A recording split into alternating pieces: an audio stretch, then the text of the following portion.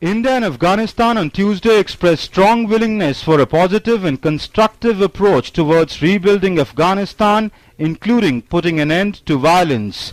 This came at the talks between Prime Minister Narendra Modi and visiting Afghan President Mohammad Ashraf Ghani, who discussed key issues including security and connectivity between the two countries.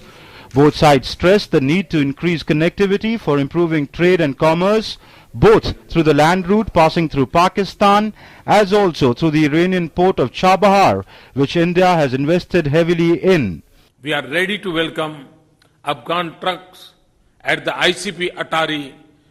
I also reaffirm my commitment to take the Chabahar port project in Iran forward.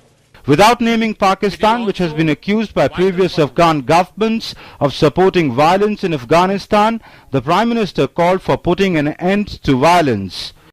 Success requires a positive and constructive approach from neighbors, including an end to support for violence. The Prime Minister also promised to continue India's assistance to modernize Afghanistan and its security forces. We stand with the people of Afghanistan as they build a united, stable, democratic and prosperous nation. The Afghan president on his part seemed to agree with India on its policy on terror, saying terrorism cannot be differentiated as good or bad.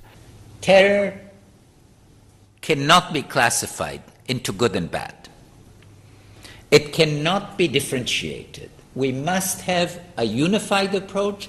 We must be united both in the region and globally to contain this phenomenon. The Afghan president, who's on a 3-day visit to India, identified terror as a major challenge facing the region. He spelled out his government's resolve to make Afghanistan the graveyard of terror.